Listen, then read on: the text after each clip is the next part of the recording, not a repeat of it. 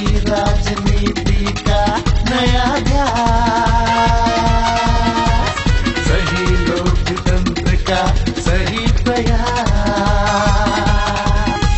नई नीति नया विकास, रिपब्लिकन लोगों का राज, ये है अम्बेडकर राज पॉलिटिक्स, ये है नया पॉलिटिक्स। राइट टू इंफॉर्मेशन में मैं इंफॉर्मेशन ले सकता हूं, लेकिन कलेक्टर के आगे पिटीशन नहीं कर सकता।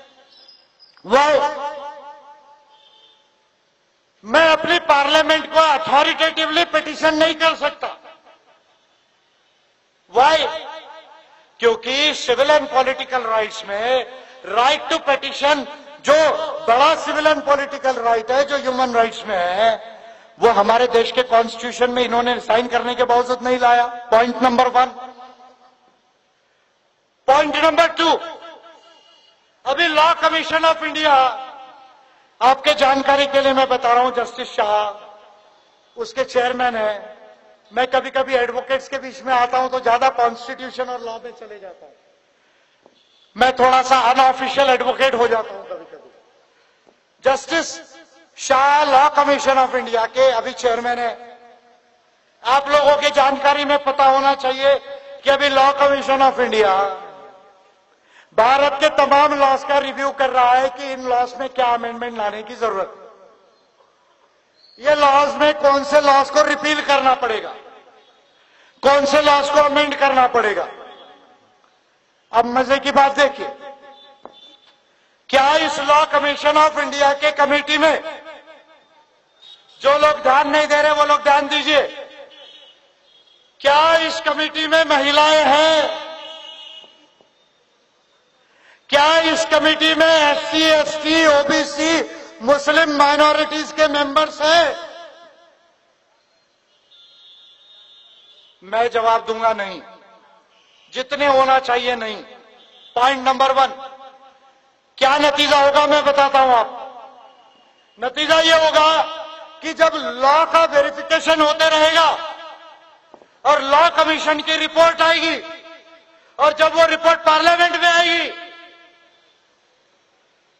और हम कहेंगे कि देखो हमारे देश में डेमोक्रेसी है, हमारे देश में डेमोक्रेसी है, पार्लियामेंट में आएगी, तब वो बिल को रिपील करने के लिए कॉन्स्टिट्यूशनल अमेंडमेंट एक्ट लाया जाएगा, लॉज को अमेंड करने के लिए बिल टेबल किया जाएगा।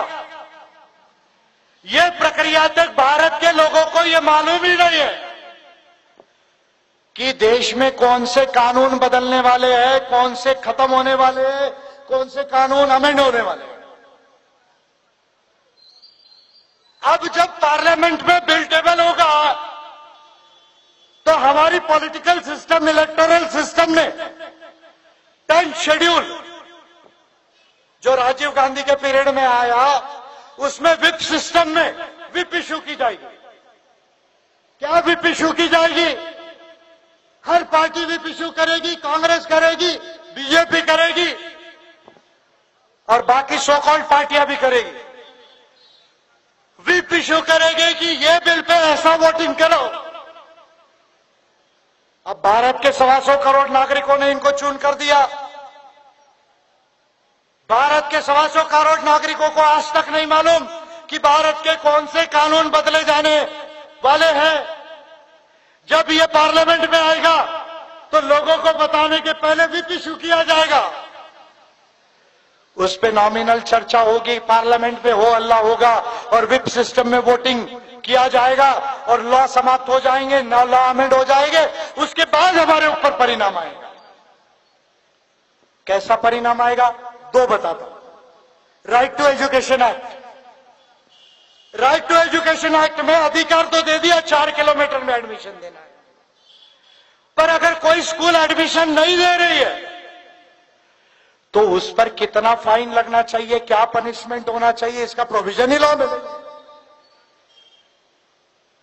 Forest rights act 2006, forest rights act 2006 आदिवासियों को जंगलों के माइनर फॉरेस्ट प्रोड्यूस का अधिकार दे दिया